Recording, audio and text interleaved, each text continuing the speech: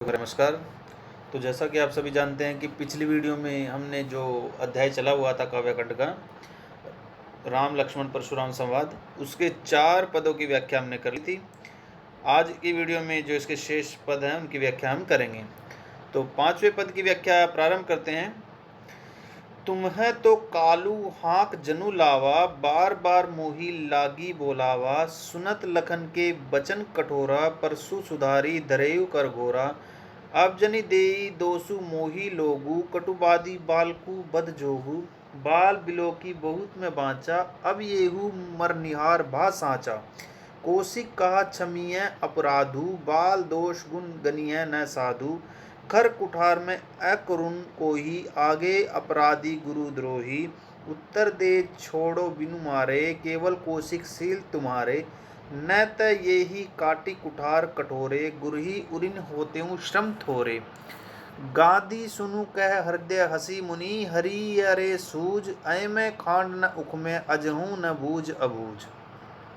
तो 5वें पद की व्याख्या में लक्ष्मण जो है परशुराम को क्रोधित करते हुए कहते हैं कि तुम्हें तो कालू हाक जनु लावा, अर्थात आप तो ऐसे कहते हैं कि जैसे कालू काल को कहते हैं, हाकू हाँक कर, कि आप तो ऐसे कह रहे हैं कि जैसे आप मृत्यु को हाँक कर, अर्थात उसको अपने आगे करके मेरे लिए लेकर आए हो।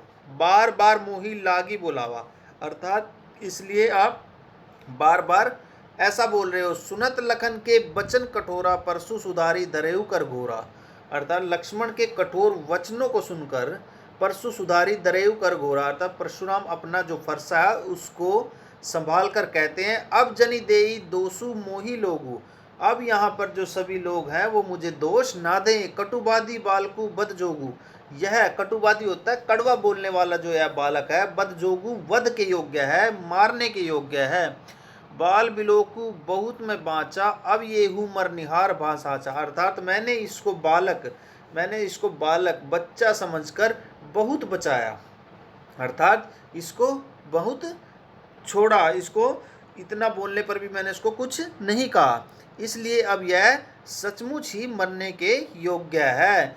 कौशिक का क्षमीय अपराधु, बाल दोष गुण गनीय न साधु। कौशिक यहाँ पर पर्यायवाची है विश्वामित्र का।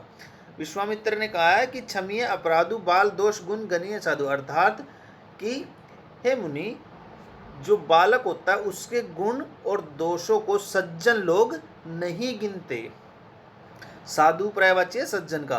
खर कुठार में अकुरन को ही, आगे अपराधी गुरुद्रोही, अर्थात परशुराम जी कहते हैं कि मैं, अर्थात मेरे हाथ में जो ये फरसा है वो तेज धार वाला है, और मैं बिना किसी कारण के ही बड़ा क्रोधी हूँ और करुणाहीन हूँ। मेरे मन में क्या है, कोई भी किसी प्रकार की दया या करुणा नहीं है।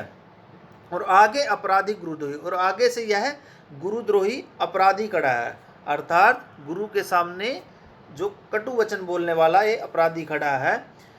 खर कुठार में अकुरन कोई, आगे अपराधी गुरुद्रोही, उत्तर दे छोड़ो बिनु मारे, केवल कौशिक सील तुम्हारे, अर्थात कि हे विश्वामित्र, यह केवल तुम्हारे स्वभाव के कारण और प्रेम के कारण है, अन्यथा मैं इसे अपने कुल्हाड़े से काट कर अभी इसको क्या कर देता, न त ये ही काटी कुठारे गुरही उरिन होते श्रम थोड़े, अर्थात इसको अपने फरसे से अभी काट कर मैं अपने गुरु का जो ऋण है उससे उऋण हो जाता, उससे पार उतर जाता।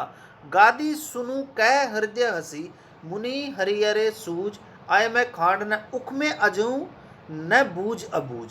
गादी सुनु पर्यायवाची यहाँ पर गादी के पुत्र विश्वामित्र, कह हृदय हसी, अर्थात अपने मन में हंसते हुए कहते हैं, मुनि ही हरिय हरे सूझ, अर्थात मुनि को, मुनि पर्यायवाची यहाँ पर किसका, मुनि पर्यायवाची यहाँ पर, हाँ जी, मुनि पर्यायवाची है यहाँ पर परशुराम जी का। हरिहरे अर्थात विश्वामित्र जी परशुराम जी को कहते हैं कि अपने मन में कि मुनि को यहाँ पर हर समय हरा ही हरा सूझ रहा है।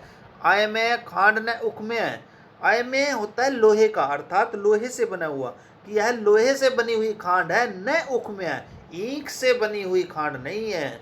ये आय में अर्थात राम और जो लक्ष्मण है ये लोहे से बनी हुई खांड है, न उख में है, न कि ईख से, गन्ने से बनी हुई खांडनियाँ अजहू न बूझ अबूझ, अर्थात जो इतनी आसानी से मुख में घुल जाएगी, अर्थात इतनी आसानी से आप इनको पराजित कर दोगे।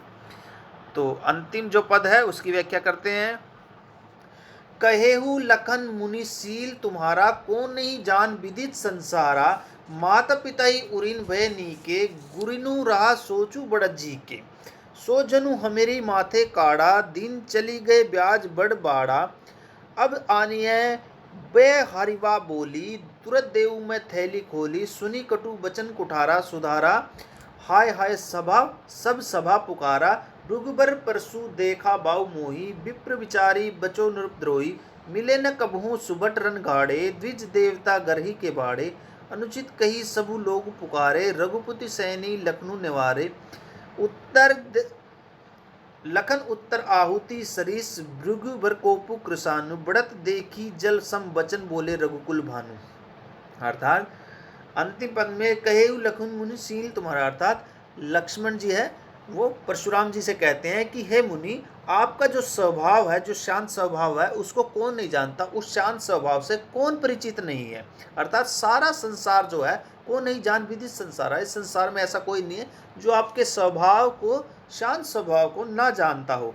माता पिता ही उऋण भय नीके, अर्थात आप अपने माता पिता के ऋण से तो उऋण हो चुके हैं, आपने अपने माता पिता का जो ऋण है, जो कर्ज है वो चुका दिया है। गुरु ऋण रहा सोचू बड़ा जी के, अर्थात गुरु का जो ऋण है, अब गुरु के ऋण को उतारने की जो आपको चिंता है।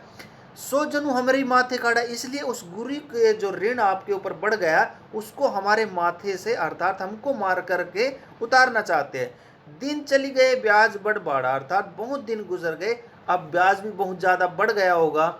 अब आनी है बे वार्या बोली, तुरंत देऊ में थैली खोली, अर्थात लक्ष्मण जी कहते हैं कि अब बहुत सारे जो हैं वो दिन व्यतीत हो गए हैं, इसलिए आप किसी हिसाब किताब करने वाले को बुला लाओ, मैं थैली खोलकर सारी धनराशि क्या है चुका दूंगा।